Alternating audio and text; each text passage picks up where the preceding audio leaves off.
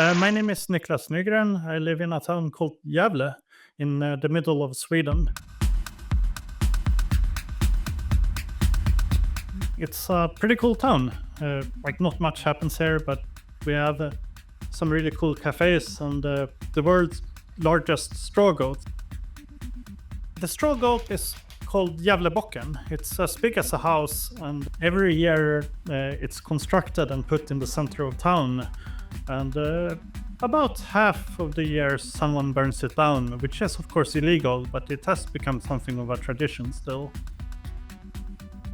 I think I've always wanted a dog because I think it has always been a family thing. I have a dog who's named Hot Dog. She's a little fluffy, really fun, chaotic dog, and I'm making a game about her.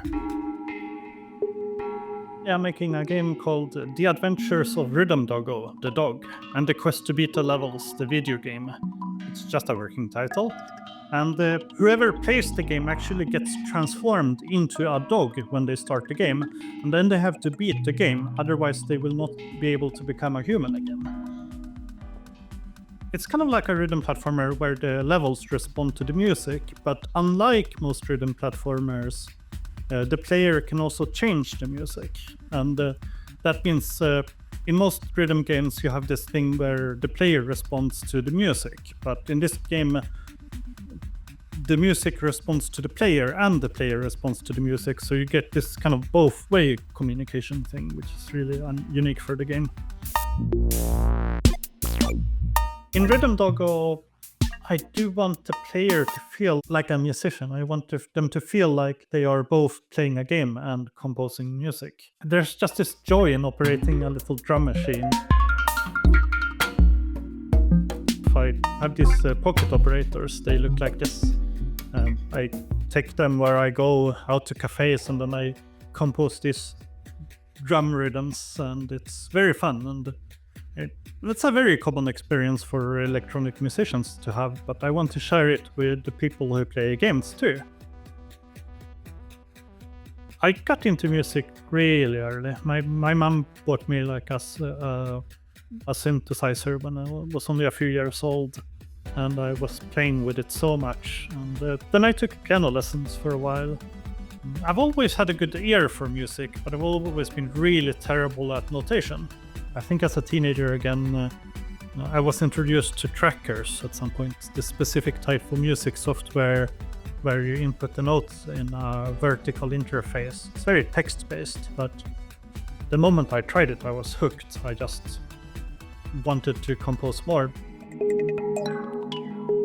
The music traditionally, even in games, tend to be very linear, very much like either you play a song or you have some layers that you can crossfade in between. But I think at some point I started to think about music as its own possibility space. What if I approach music making the same way as I approach designing a level, where I don't compose one specific set of notes, but I think about a lot of things that could happen.